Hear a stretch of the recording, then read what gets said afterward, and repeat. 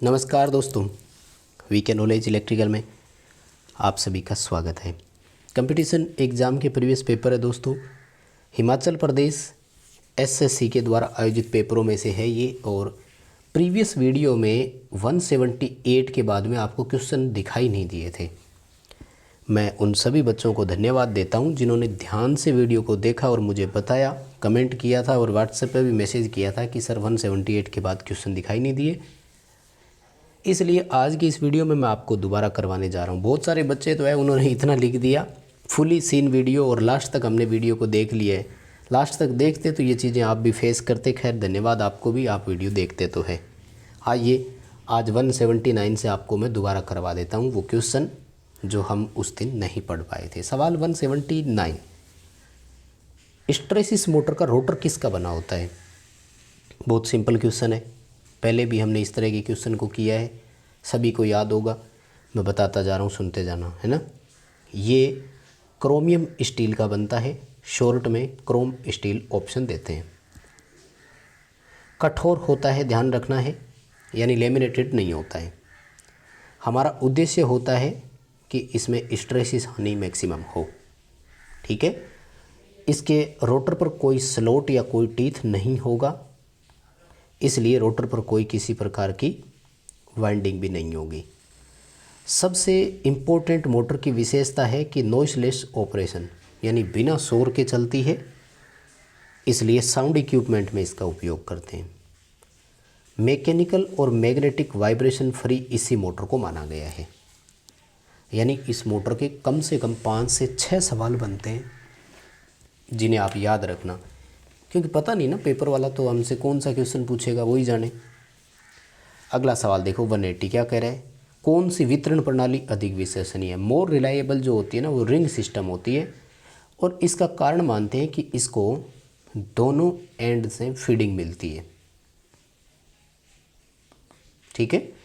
जो supply input में आता है वो दो तरफ से आता है, इसलिए किसी भी कारणवश वन एंड अगर फेल भी हो जाता है तो भी हमारा सप्लाई मेंटेन रहेगा, जो पावर है वो डिस्टर्ब नहीं होगा। सवाल देखिए 181 182 दोनों एक जैसे ही है, लेकिन काफ़ी अच्छे क्वेश्चन है और मुझे लगता है कि ये नया क्वेश्चन है। खैर मैंने प्रीवियस वीडियो में भी बोला था आपको, आप मुझे बताइए क्या आपने पहले कभी इसको देखा था क्या। तो ट्रांसमिशन लाइन में हम ACSR कंडक्टर काम में लेते हैं ना, जो कि 182 में पूछ रहा है। ACSR का पूरा नाम एल्यूमिनियम कंडक्टर स्टील रेनफोर्स्ड होता है, पूरा नाम सबको पता भी है, इसलिए अपन 182 को तो यहीं ख़त्म करते हैं। 181 क्या कह रहे हैं कि ट्रांसमिशन लाइन में जो ACSR चालक काम में लेते हैं ना, उसमें जो बीच में स्टील के स्ट्रैंड्स होते हैं वो संख्या कितनी होगी। मेरे दोस्त इसको ज्ञात करने के लिए एक फॉर्मूला होता है 3x² - 3x + 1, जहाँ x का मतलब होता है स्ट्रैंड्स लेयर्स की संख्या। हमारे ट्रांसमिशन लाइन कितने लेयर वाली है? 3 परतों वाली है, तो x का मान 3 हो गया।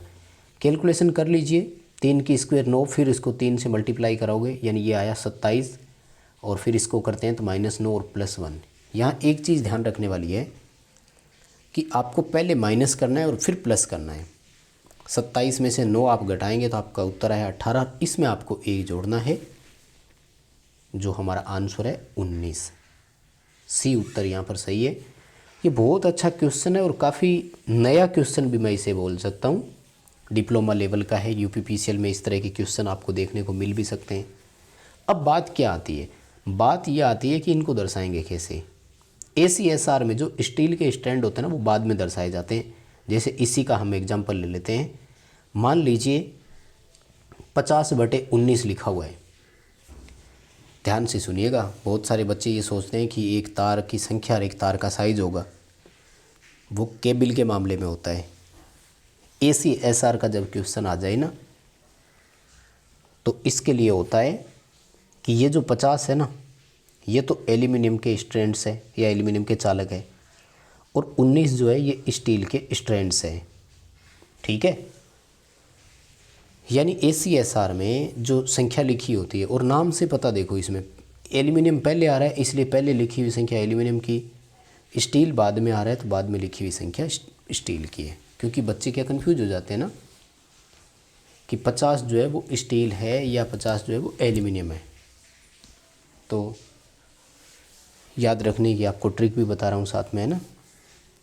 50 एल्यूमिनियम है और 19 स्टील है। अब पेपर में एक क्वेश्चन ये भी आता है कि ACSR चालक तार में स्टील स्ट्रैंड का कार्य क्या है, तो इसका उत्तर मैं आपको नहीं बताने वाला हूँ, लेकिन मैं चाहूँगा कि आप कमेंट करके मुझे ज़रूर बताएं। और कब कमेंट करें, वो पूरा कंप्लीट वाला कमेंट, जो रह जाता हो बाद में भी, ये तो लाइव में चलते जा रहे हैं, बाद में डिसेबल हो जाते हैं, उस कमेंट को मैं पिन कर दूंगा जो सबसे पहले उत्तर देगा मुझे। 182 को हल करने की ज़रूरत नहीं, करवा दिया। 183 को देख लो।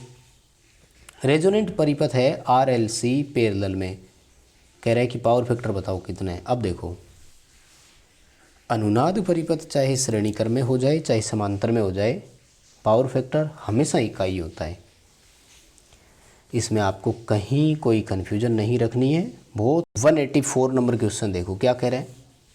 184 कह रहा है लेड एसिड सेल में इलेक्ट्रोलाइट का आपेक्षिक घनत्व 1.15 से 1.10 तक आ जाता है, यानी 1.15 हो या 1.10 हो, ये सब डिस्चार्ज लेवल का होता है। ठीक है, 1.20 से लेकर 1.25 या 24 मान लो, ये हाफ चार्ज का है। 1.25 से लेकर 1.30 तक ये अपने फुल चार्ज कंडीशन का होता है। 185 देखो क्या कह रहे हैं कि 48 आवर कैपेसिटी की बैटरी है, ये कितनी धारा प्रदान करेगी। अब देखो वैसे तो सारे ऑप्शन सही है।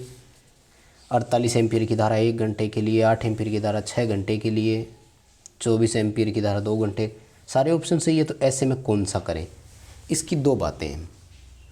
एक तो वो करे जिसमें करंट मिनिमम हो, लोड करंट मिनिमम हो, वो उत्तर करें। या फिर दूसरा तरीका देखो, इसने बताया तो नहीं है लेकिन फिर भी बैटरी जो है वो 8 घंटे के लिए डिज़ाइन होती है। ठीक है, सामान्यतः हमारे पावर सिस्टम की बैटरी जितनी भी होती है, या जनरली लेड एसिड बैटरी की बात आती है, तो वो 8 घंटे के लिए डिज़ाइन होती है, यानी 8 घंटे में वो डिस्चार्ज होनी चाहिए, इससे पहले नहीं। तो दोनों आंकड़े डी के लिए ही बैठ रहे हैं, इसलिए आपको डी उत्तर सही करना है। और अब देखो 186, ये बहुत इंपॉर्टेंट क्वेश्चन है। जो निकेल आयरन सेल होता है, इसे एडिशन सेल भी बोलते हैं, इसका सक्रिय पदार्थ कौन सा है। सारे सक्रिय, निकेल हाइड्रोक्साइड भी है क्योंकि पॉजिटिव प्लेट होती है। उसके बाद में पाउडर्ड आयरन और इट्स ऑक्साइड नेगेटिव प्लेटें होती हैं। 21% पोटेशियम हाइड्रोक्साइड, ये इलेक्ट्रोलाइट के रूप में होता है, ये भी सही है ना। डी उत्तर आ जाएगा। इसकी वोल्टेज, एम्पियर आवर दक्षता, वाट आवर दक्षता, उसके बारे में भी याद रखना, पेपरों में क्वेश्चन उसके भी आते हैं। सर्वाधिक मैकेनिकल स्ट्रेंथ इसी के पास होती है। स्थिर आपेक्षिक घनत्व इसी का होता है, यानी बैटरी चार्ज हो या डिस्चार्ज हो, आपेक्षिक घनत्व में कोई परिवर्तन आता ही नहीं है। इसके अलावा क्या विशेषता है इसकी, हाँ, बकलिंग दोष नहीं आएगा। हेवी चार्ज और डिस्चार्ज को भी ये सहन कर जाता है। बहुत सारे गुण है इसके बारे में, आपको मैं चाहूँगा कि विशेषताएं याद रखें तो ज़्यादा सही रहेगा। उसके बाद में गैल्वेनोमीटर में डैम्पिंग पूछी है। देखो गैल्वेनोमीटर में एडी करंट अवमंदक प्रणाली होती है। ठीक है,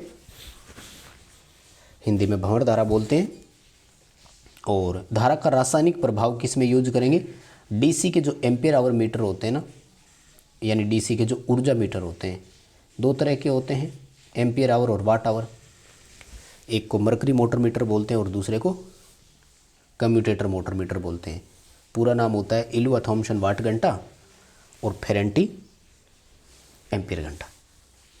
ठीक है, सिंपल क्वेश्चन है, इसमें ज़्यादा कोई बड़ी चीज़ है नहीं। 189 देखो क्या कह रहा है।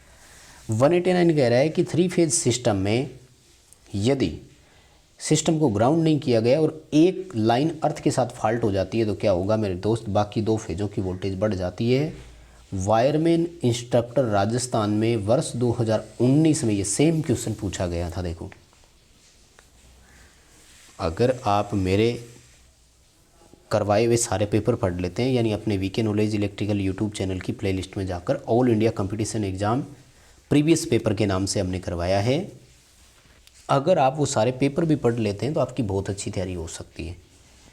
अब ये सेम क्वेश्चन देखो एज इट इज़ पूछा गया था उसमें। दरअसल होता क्या है कि जब लाइन ग्राउंड नहीं है तो ग्राउंड फॉल्ट आने पर उसे एक पर्टिकुलर फेज़ को ही मानते हैं कि ये ग्राउंडेड तो है नहीं, तो फ्यूज़ तो उड़ेगा नहीं, लाइन तो चलती रहेगी। तो बाकी फेज़ों में, जैसे 3 फेज मोटर में जब सिंगल फेजिंग होता है ना, उस दौरान भी क्या होता है, बाकी फेज़ों की करंट जो है वो बढ़ जाती है।